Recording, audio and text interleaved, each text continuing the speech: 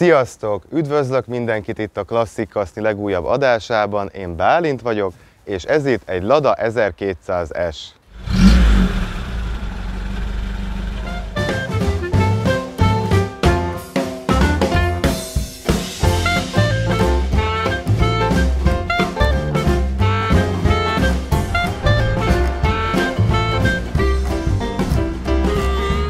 Az 1960-as évekre a szovjet autóipar már jócskán előregedett. Ezért a pártvezetés úgy döntött, hogy egy újabb, korszerűbb, tömegtermelésű népautóval szeretné fellendíteni az autóiparát, amit valamilyen licenc alapján gyártana. Ezért több nyugati gyártót is felkeresett, és végül a Fiatra esett a választás. Az olasz gyártó vállalta, hogy a 124-es modellt áttervezi, és a szovjet viszonyoknak megfelelően módosítja azt. Hozzátenném, hogy ez a 66-tól gyártott Fiat 124-es 1967-ben, tehát a következő évben az év autója díjat is elnyerte, ezért mondhatjuk, hogy az első Zsigulik korszerű, modern autóknak számítottak. Az első Zsigulik 1970-ben hagyták el a gyártósort, ők a 2101-es gyári jelölést kapták. Rövidesen több módosított változat is készült, mint például ez a 2101 3-as változat, ami annyit jelentett, hogy az 1300-asok felszereltségi szintjével, viszont az 1002-esek erőforrásával gyártották őket. A hagyományos 1200-asok és 1200S modellek közötti különbségek az autó utasterében is megfigyelhetőek. Közéjük tartozik, hogy ezek az 1200S-ek famintázatú berakást kaptak, illetve, hogy a dudát már nem egy kürt karikával, hanem a kormányra illesztett gombokkal lehetett működtetni. Erőforrás tekintetében az 1200S-ek, vagyis a 2101 3-as modellek egy 1200 köbcentis, soros, 4 hengeres benzines motort kaptak, ami 60 lóerő leadását tette lehetővé. Váltó terén egy 4 sebességes kézi padlóváltót kapott.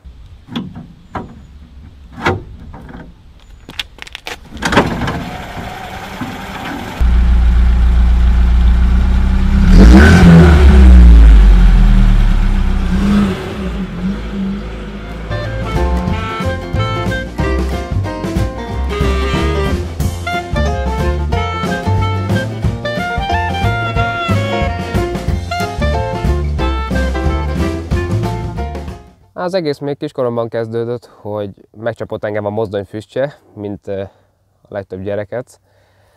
A veterán autózás pedig ebből adódott tulajdonképpen, mondhatjuk annak, és ugye retrózás, veterán, gőzmozdony, öreg autók, ez így jött.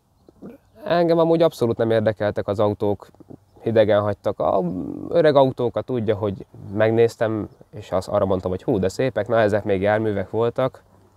Egyébként abszolút nem érdekeltek. Középiskolában jött az az ötlet, hogy egy Ladát elfogadnék otthonra.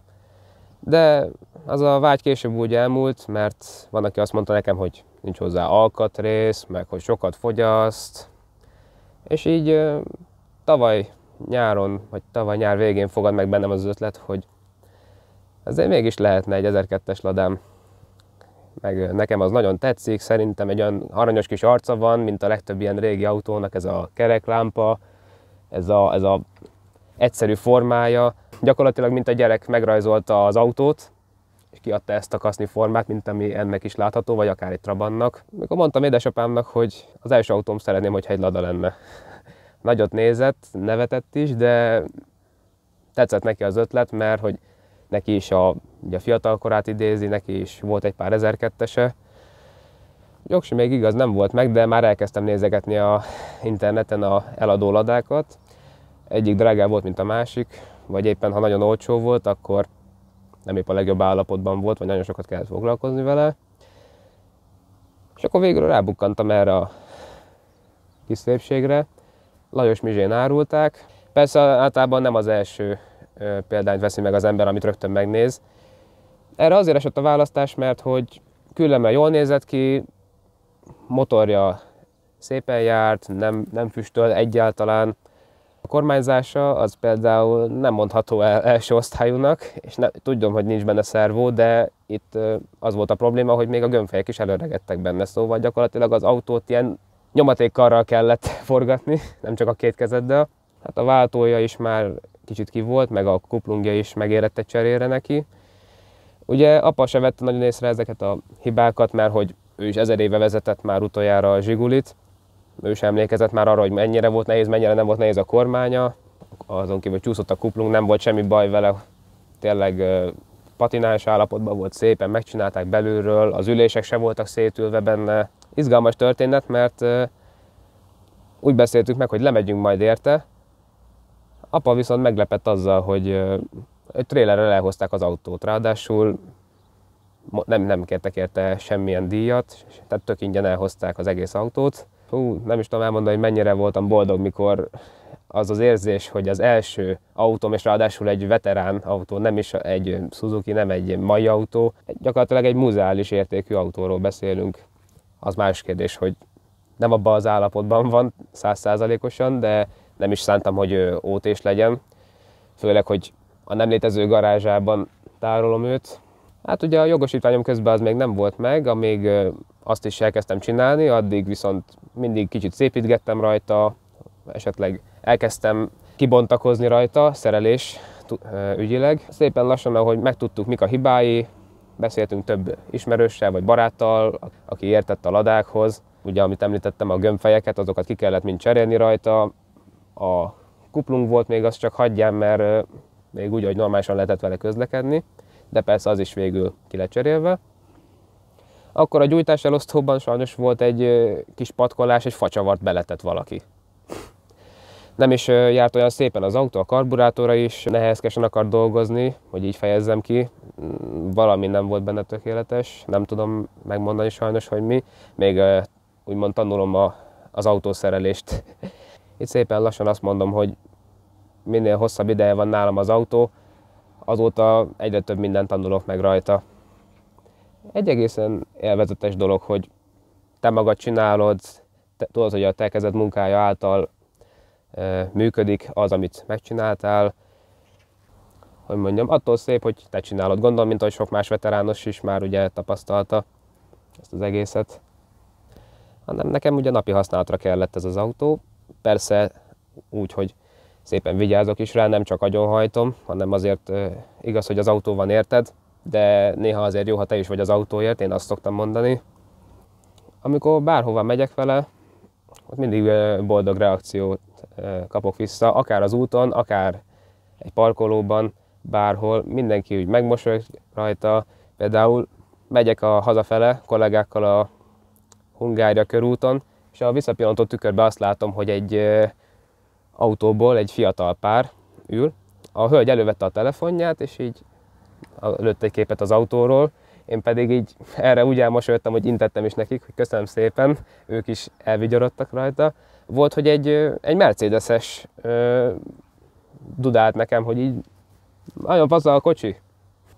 Találkozókon, az első találkozóm, amin részt vettem, az a Hungaroring Classic volt. És a legnagyobb élményem az volt, hogy mindenféle veterán autóval találkozhattam ott. Jobban kedvelem azokat a találkozókat, ahol mindenfajta öreg autó részt vesz, nem csak egy adott márka. Tervezek egyszer egy olyan találkozóra is elmenni, de az előbb említettet én jobban preferálom, az olyan színesebb nekem. És ahányszor előjön egy új hiba az autón, mindig megtanulja az ember, hogy na, ezt így kell megcsinálni. Volt a kuplung munkahengereknek is ilyen problémái, hogy a gumitömítések, a karmantyúk, azok szépen előregettek benne, és gyakorlatilag a pedál az kicsit könnyebb lett a kelleténél. Hát ahogy a kocsi ugye meglett, szépen elkezdtem így felszerelni, úgymond, vagy inkább díszíteni ilyen apró dolgokkal. Például nem maradhat el egy öreg autóban ugye egy a hozzá tartozó modell, mint egy Lada modellecske. A Sokol rádió, amit azért tettem bele, mivel az is orosz gyártmány, és hát érjenek össze egy kicsit így a szálak. A videóton rádiók is, amik ugye benne vannak, azok is teljesen korhűek. Mikor megláttam, hogy ugye ez egy 1002-es Lada, de a műszerfala az a régi ősi 1002-es Zsiguliké, ugye ez a fehér számlapos, nem pedig a fekete, ami már inkább az ismertebb. Hát vettem hozzá egy rendes fekete műszerfalat, de egyelőre nem terveztem kicserélni. Valahogy nekem ez a műszerfal is teljesen megfelel. A sebességet mutatja, üzemanyagszintet mutatja, a vízhőfokot jelzi, és egyelőre nincsen probléma vele. Én szerintem még egy kicsit jobban is néz ki, mint a fekete. Köszönjük, hogy ma is velünk tartottatok, ha tetszett a videó, iratkozzatok fel, hogy ne maradjatok le legújabb klasszikusainkról sem. Sziasztok!